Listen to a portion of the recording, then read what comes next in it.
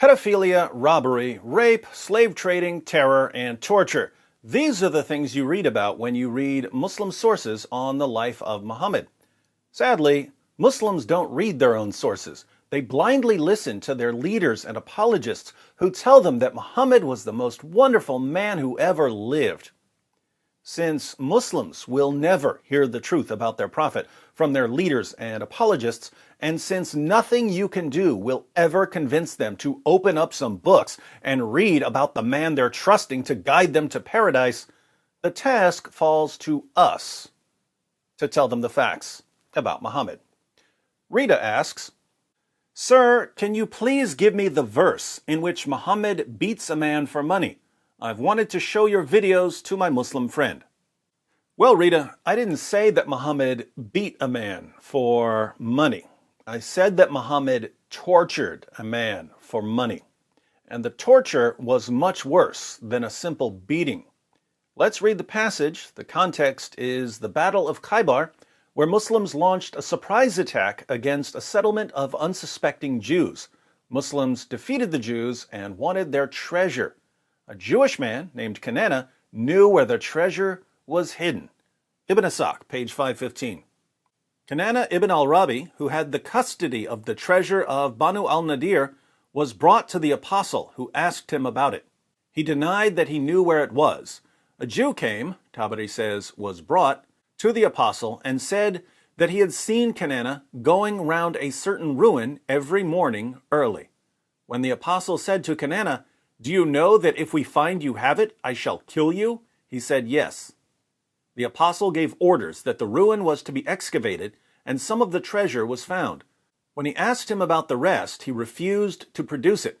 So the apostle gave orders to al-Zubayr ibn al-Awwam, "Torture him until you extract what he has." So he kindled a fire with flint and steel on his chest until he was nearly dead. Then the apostle delivered him to Muhammad ibn Maslama, and he struck off his head in revenge for his brother Mahmud. So Kinana knew where the treasure was hidden, but he refused to tell Muhammad. Muhammad ordered one of his followers to torture Kinana, and al-Zubayr used flint and steel to light a fire on Kinana's chest. This means, of course, that Muhammad affirmed brutal torture as a method of extracting information from one's enemies. Now, we could go into more detail and read about Muhammad taking Kinana's wife, Safiya bint Huyay, for himself after the Battle of Khaybar. Safiya's father, Huyay, was beheaded by Muslims for opposing Muhammad. So Safiya married a false prophet who had executed her father and tortured and killed her husband. I guess she decided that being married to Muhammad would be better than being passed around by his followers as a sex slave.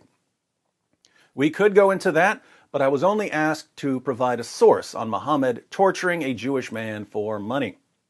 For you fans of justice, however, I'll point out that there is an element of poetic justice in this story, because another widow at Khaybar, Zainab bint al-Harith, whose husband and father, like those of Safiya, were killed by Muslims, didn't marry Muhammad. Instead, she offered to cook him dinner. And Muhammad, tactical genius that he was, accepted an offer of a home-cooked meal from a woman whose family had just been slaughtered in the name of Allah. Needless to say, the food was poisoned. Muhammad spit most of it out, but the damage was done. The Prophet of Islam spent the next 3 years in pain and eventually died, wallowing in freakish misery from the internal damage caused by the poison. Muhammad suffered far more than Kinana did. What's the moral of the story? You reap what you sow, Muhammad. You reap what you sow.